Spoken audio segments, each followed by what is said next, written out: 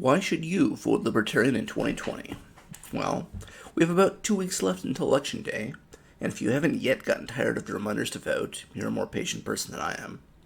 Social media, TV ads, cold calls, email, it seems that every campaign is pretty hungry to remind you to vote in case you'd forgotten. Of course, with the hope that you'll vote for them.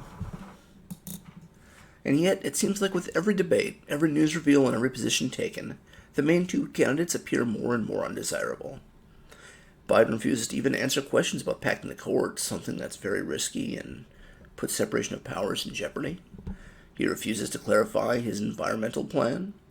He hasn't outlined any real solution for police reform, and his economic plan consists mainly of pure hope. On the other side, Trump has poorly handled immigration.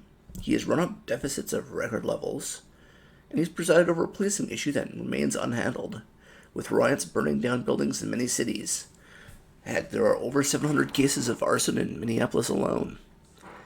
Clearly, neither of these two are fantastic. Both men have been deeply entangled in corporate welfare, and either being elected for 2020 would result in a continuation of policies that distribute aid, mainly to large corporations, with individuals and small businesses receiving little to no aid. Don't take my word for this. Look over the bipartisan COVID relief bills for yourself. Only about $1.05 went to individual relief, resulting in a mere $1,200 check, supposedly covering bills for 6 months or more. Emergency loans intended for small businesses were rapidly consumed by massive chains, and states generally lack plans for when the eviction moratoriums end, with a possible wave of evictions. Both candidates have objectionable personal behavior as well. Credible sexual assault allegations have been leveled at both candidates, and both face accusations of using their political positions to benefit family members. Last but not least, both have a history of questionably racist decisions. Jo Jorgensen, the Libertarian candidate, has none of these problems. Now, of course, you're familiar with the lesser of two evils argument. You've seen it or heard it everywhere. It's hard to miss these days. One of these two people are going to win, goes the logic, so you have to vote for one of them or else you're wasting your vote. Some even go so far as to describe a vote for a third party as a vote for the main opposition candidate, a dubious proposition that ignores how math works. It's as if they assume the candidate you dislike slightly less must always be theirs. Well, I've got some counter-arguments for you on this.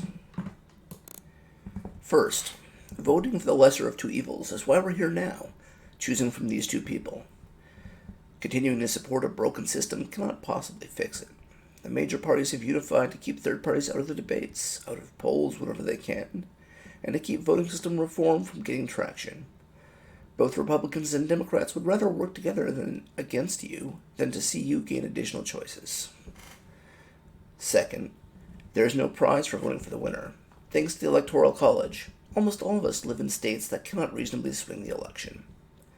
As it stands, whoever begs Florida and Pennsylvania will almost certainly win the general election.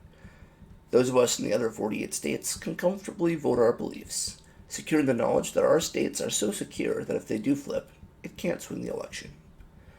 With that in mind, voting for someone you don't prefer is the real wasted vote. Third, unlikely wins can and do happen. I was a Minnesota resident when a similar event happened for the governor race, resulting in a deeply surprising third-party win for Jesse Ventura. Even he didn't expect to win, being shocked when they woke him up to give him the news. He went on to be the best governor we ever had. Now, it's not probable that a third party will win the election. It's certainly not likely to happen, but folks deciding both of the big options are awful and voting for a third option is how it does happen. The odds might be long, but even long odds do come up eventually. Fourth, you don't need a presidential win to make a difference. Voter turnout above certain state-specific levels mean an easier time getting on the ballot next election. Without this, millions of dollars per third party need to be spent on signature drives, court cases, and mandatory filings.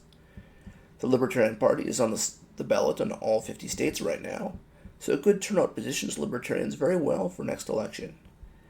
Pulling 5% of the popular vote will also qualify the party for government matching funding, an advantage already enjoyed by the Republicans and the Democrats, and giving the Libertarians a significant funding edge.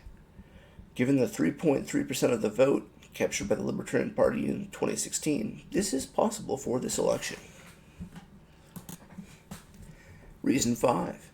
Third-party challenges force the main parties to do a better job. Perot ran on the deficit, on fiscal responsibility, and he nearly won. With a different campaign, perhaps he would have. Even so, he moved those issues into the spotlight.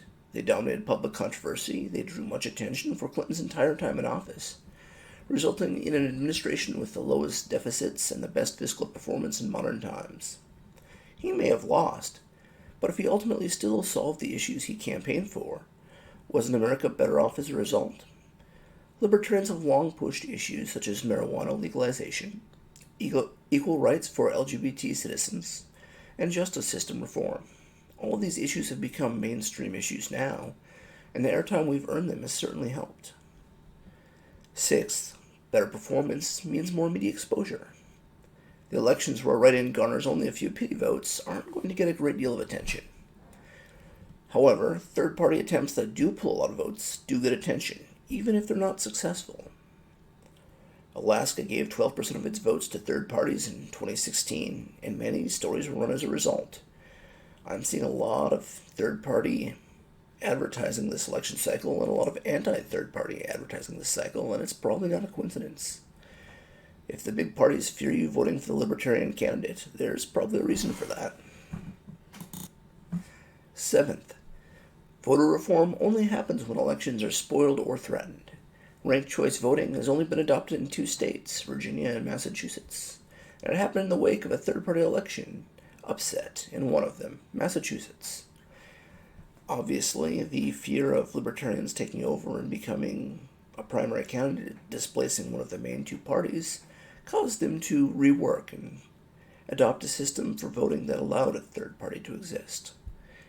If you want a voting system that doesn't give you only 2 options, you need to make a mess.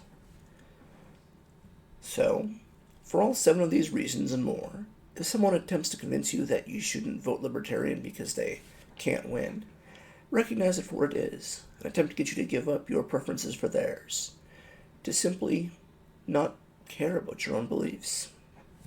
I would encourage you to vote for what you believe, and to encourage others to do the same. Thank you for listening, like and subscribe if you want to hear more, and have a great day.